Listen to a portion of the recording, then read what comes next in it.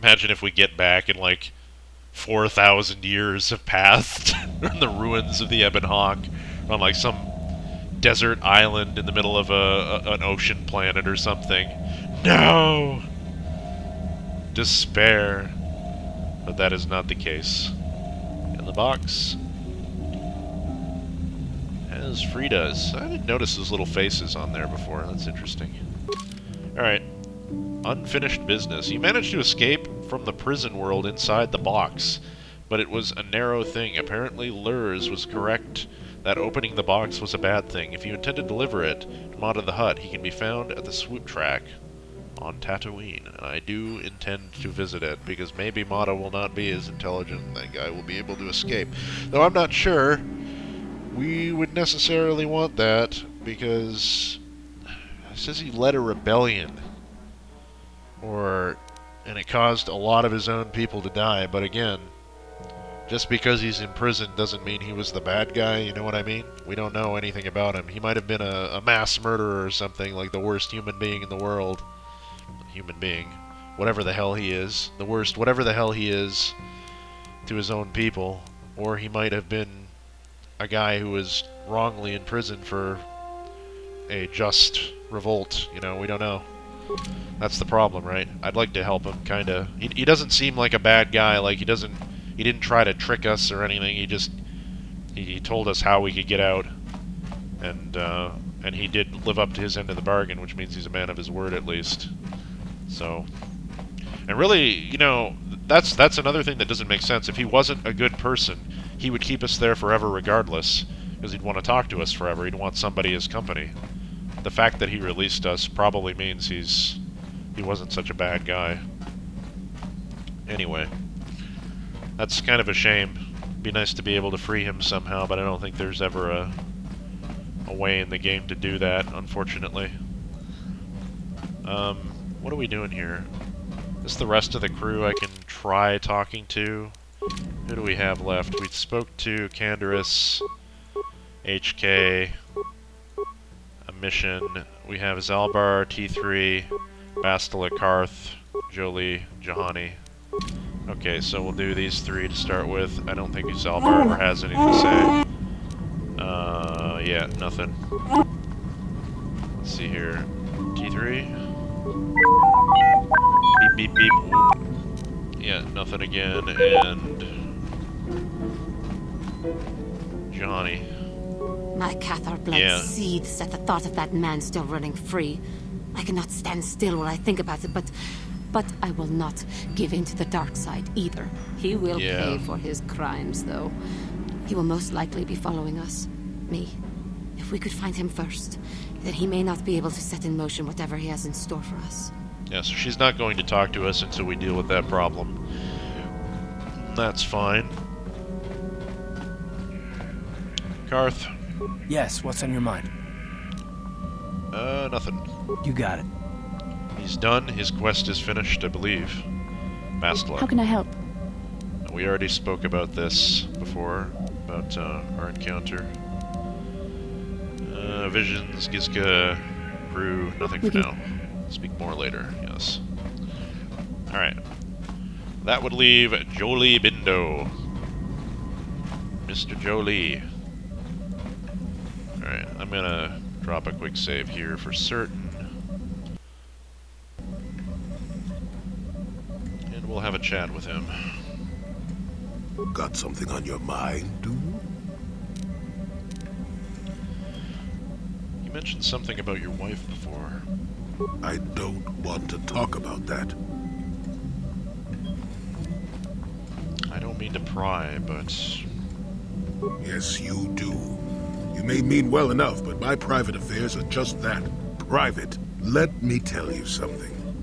Once you've lived as many years as I have, you'll have yourself a long, long list of memories. If you're lucky, most of them will be good. If you're not, some will be bad. If you're really unlucky, some will be so bad you never want to be reminded of them again, ever. You'll go far away, to a place that doesn't hold any memories at all. And there you'll be happy just to forget and be forgotten.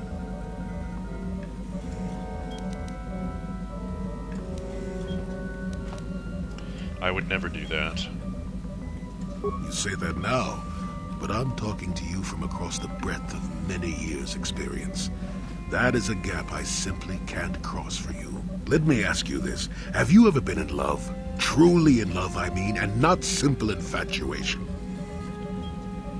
Well... Exactly. You're still at the beginning of your life. There will be women in your life, perhaps many women. But if you're fortunate, you'll find love once. The Jedi, with their damnable sense of over-caution, would tell you love is something to avoid. Thankfully, anyone who's even partially alive knows that's not true. That's what I've always thought as well. But are you worried about the dark side at all? Love doesn't lead to the dark side. Passion can lead to rage and fear, and can be controlled. But passion is not the same thing as love. Controlling your passions while being in love, that's what they should teach you to beware. But love itself will save you, not condemn you. Listen to me go on as if I had all the answers. What do I know of love anymore? I'm just a lonely old man who's not even a Jedi.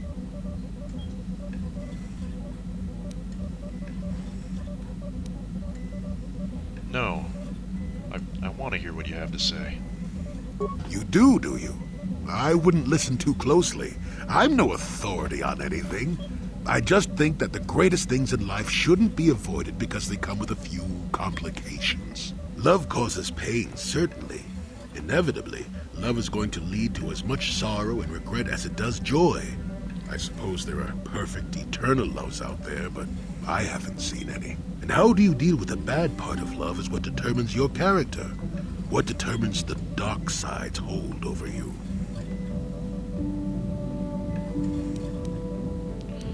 Maybe the Jedi just think you shouldn't take the risk. Bah, life without risk is boring. Is that how you want to live? You want love, you've got to fight for it. I'll tell you one thing. Yeah. Sometimes, no matter how hard you try, you and the one you love simply aren't meant to be together. The trick is to know when that is. To know when it's time to fight and when it's time to part ways. There I go, waxing philosophical again. Somebody blast me already. Let's get going before I start talking in riddles, damn it. Well, Telemachus is certainly fighting it out. On his own front. Jolee Bindo. Jolee talked a little about his wife and why he didn't agree with the Jedi credo, that love should be forbidden. He spoke of the Jedi with a great deal of bitterness, in fact. You might be able to ask him about it later once you gained more experience. Actually, we should be able to ask him more about it now. It's interesting thoughts that Jolee has on love here, and from a strict standpoint, the way the Jedi kind of do things in Star Wars is it's not so much that the act of love is bad. He kind of gets this wrong even about them. It's not that love is evil or inherently leads to the dark side. It's the possibility that it does lead to that passion, that and potentially jealousy and guardedness. That's the whole thing that happened with Anakin. He got to a point where he couldn't bear the pain of losing someone, so he basically committed acts of great evil to prevent it from happening, to prevent his own pain. He couldn't stand the thought of the pain of losing the one he loved, when the fact of the matter was he was never at risk of losing Padme. She would have always loved him no matter what. But he selfishly chose his own emotions over the rest of the galaxy, or his own possessions, I should say. And that is what the Jedi want you to be careful of. And so Jolee is right, but he also kind of gets it wrong there.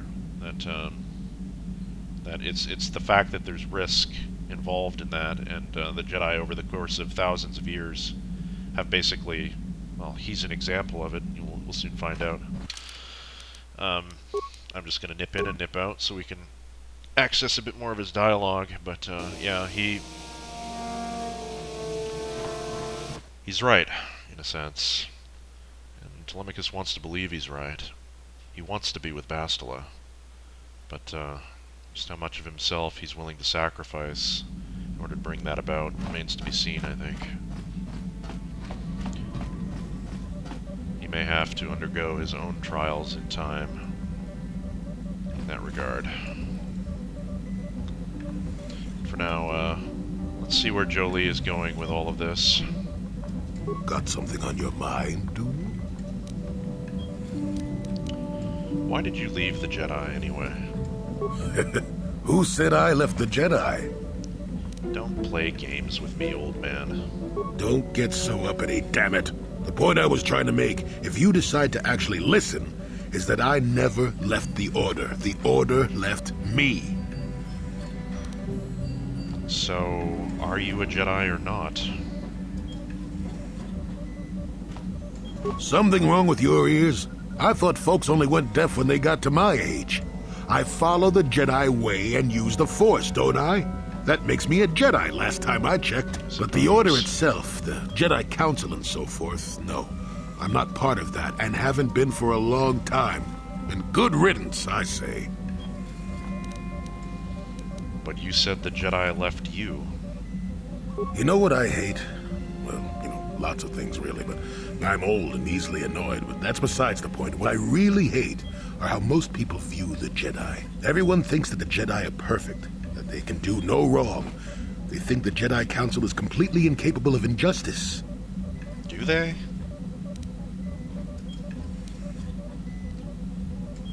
Let me guess. You disagree. Damn right I disagree. The Jedi are just as capable of injustice as anyone else. They may try harder, sure, but sometimes they get it wrong. And I'm not even talking about how some of us fall to the dark side.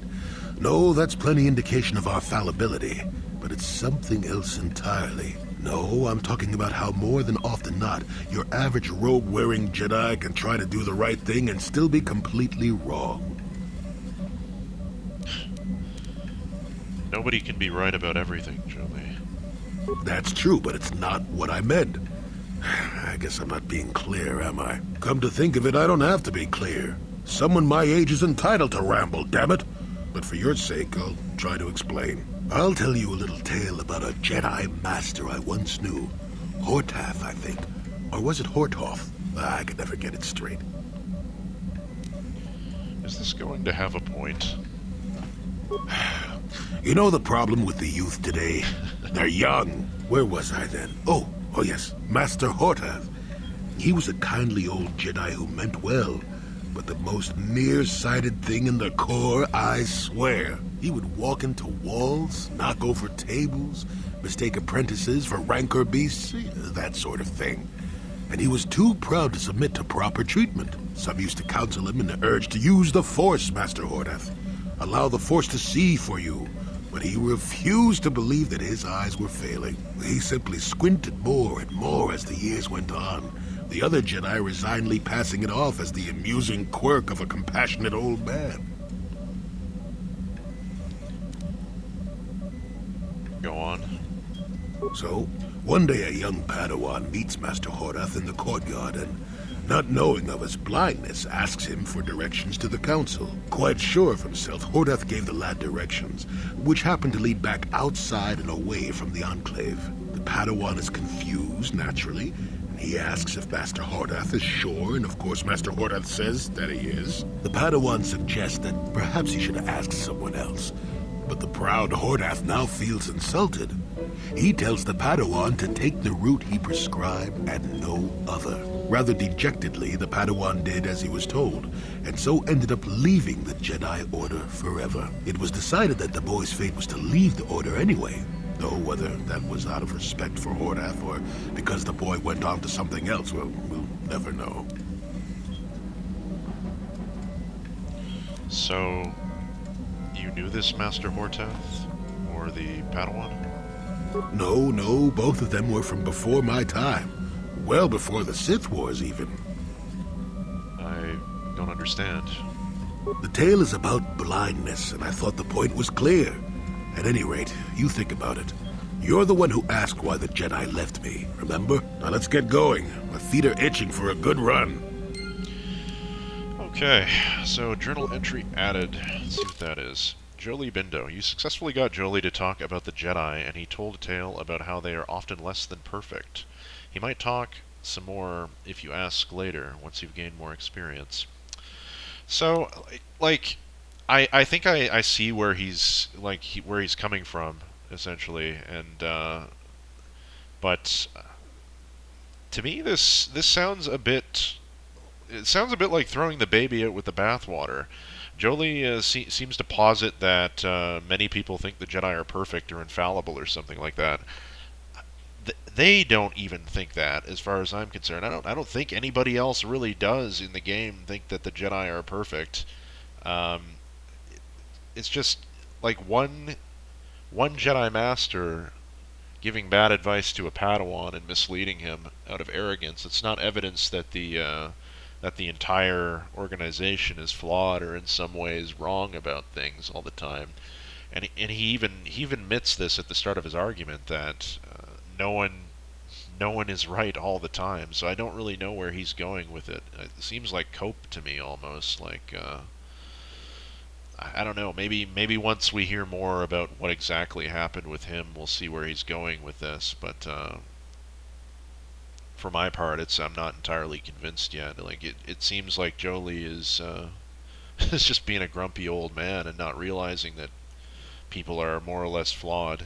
It's and they're going to make mistakes every now and then. Does that mean they're wrong about everything, or that because they're capable of mistakes, everything they're going to do is going to lead to error?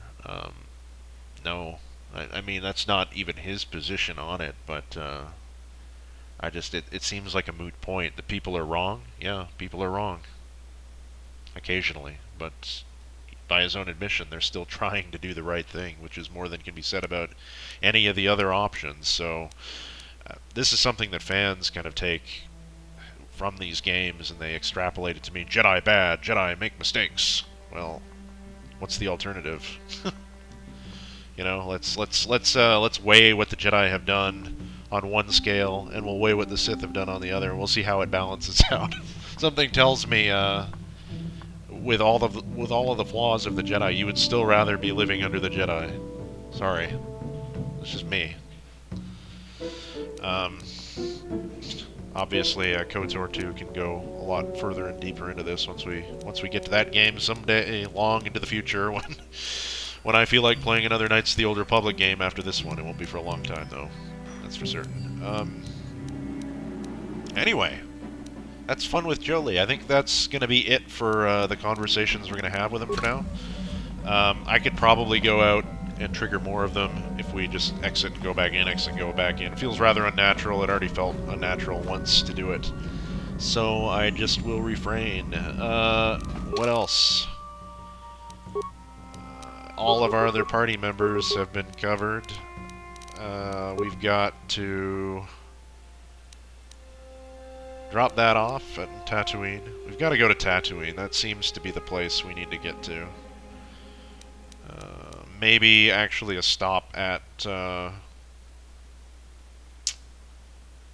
do we call it?